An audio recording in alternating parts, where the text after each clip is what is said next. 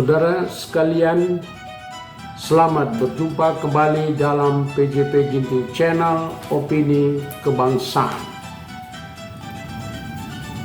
Saudara, sejak Prabowo dilantik jadi Presiden Republik Indonesia 20 Oktober 2024, hingga kini 3 bulan pemerintahannya, belum muncul kebijakan dalam bentuk apapun untuk mensejahterakan rakyat. Itulah pengantar analisis dalam sebuah tema 3 bulan Presiden Prabowo, sebuah evaluasi.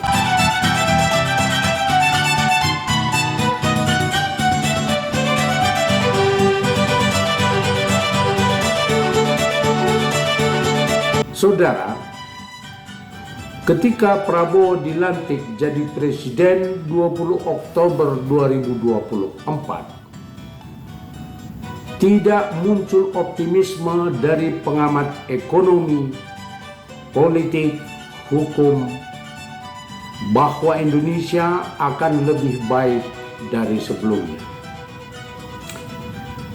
Justru kontroversi atas kemenangannya masih luas diperbincangkan di tengah-tengah publik.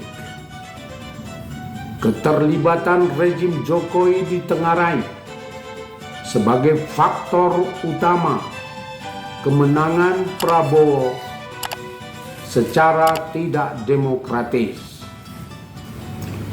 Keterlibatan aparatur negara, Polri dan TNI, serta kepala desa di seluruh Indonesia adalah indikator kuat kemenangan Prabowo.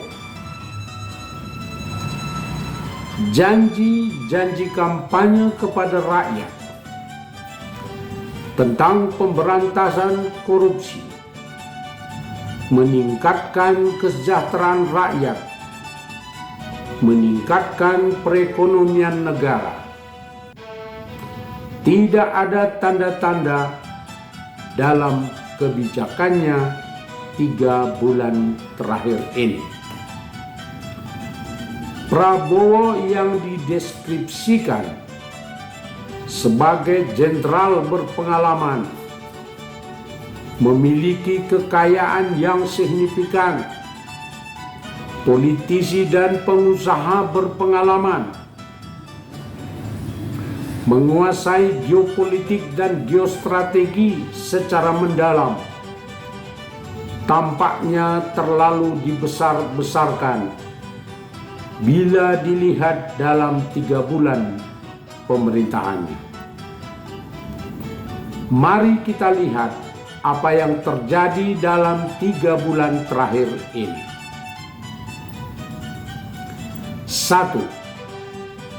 Prabowo menetapkan postur kabinet jumbo sebanyak 108 menteri, wakil menteri, yang membawa konsekuensi terhadap postur APBN, gaji, tunjangan, fasilitas, dan nomenklatur lainnya. Kedua, Prabowo menetapkan pajak pertambahan nilai atau PPN 12%, mencekik usaha menengah dan kecil yang berimbas pada penurunan daya beli rakyat. Ketiga, Prabowo mulai memberlakukan makan siang gratis. Sekarang diganti namanya makan bergizi gratis. Sumber dana belum jelas, mekanisme pengadaan amburadul, membuka peluang penipuan baru, tidak tepat sasaran, dan munculnya masalah-masalah baru di kalangan rakyat secara horizontal.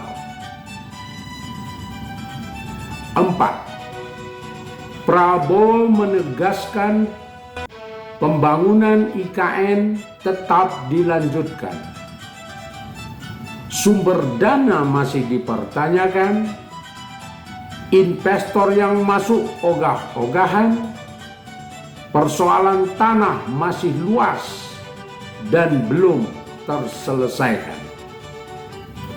5. Prabowo melakukan pembiaran kebijakan rezim Jokowi yang banyak bertentangan dengan peraturan dan konstitusi.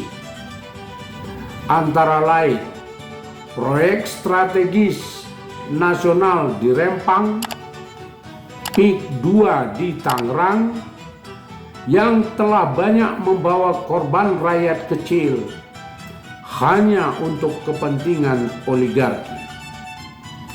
Membiarkan bagi-bagi konsesi penguasaan tambang untuk kelompok masyarakat dan oligarki. Merusak jutaan hektar ekologi alam, ratusan budaya lokal, dan ekosistem flora fauna yang tidak karu-karuan. 6.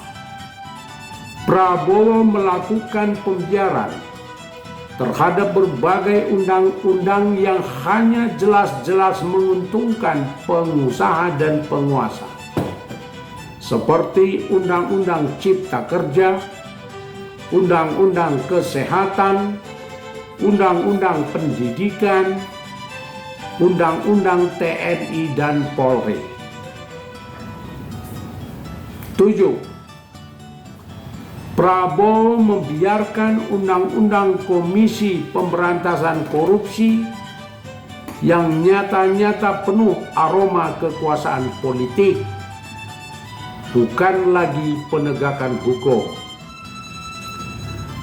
Kasus korupsi 300 triliun di Kementerian Keuangan, kasus 350 triliun di pertambangan, kasus di Blok Medan, kasus privat jet Kaisang, kasus judi online ratusan triliun, kasus narkoba di Polri. Justru yang dikejar kasus Ceremende, Harun Masiku, dan Hasto Kristianto. 8. Prabowo yang telah menguasai lebih dari 80% suara parlemen tidak mendorong ditetapkan dan disahkannya Undang-Undang Perampasan Aset Hasil Kejahatan para penguasa dan pengusaha. Hal-hal di atas hanya segelintir contoh saja, menunjukkan Prabowo belum berbuat apa-apa dalam 3 bulan pemerintahan. Prabowo hanya presiden secara de jure ketatanegaraan, tetapi belum menunjukkan eksistensi sebagai presiden de facto. Prabowo hanya bayang-bayang rezim Jokowi yang penuh korup dan penyimpangan konstitusi. Saudara sekalian, itulah analisis dari kami. Bagaimana menurut Anda 3 bulan Presiden Prabowo? Berikan pendapat Anda di kolom komentar. Mari kita terus berdiskusi untuk Indonesia yang lebih baik. Jangan lupa subscribe, like, komen, dan share agar lebih banyak terlibat dalam diskusi kita. Aktifkan lonceng notifikasi untuk mendapatkan pemberitahuan setiap kali kami mengunggah video terbaru. Salam PJP Ginting Channel, opini kebangsaan. Terima kasih.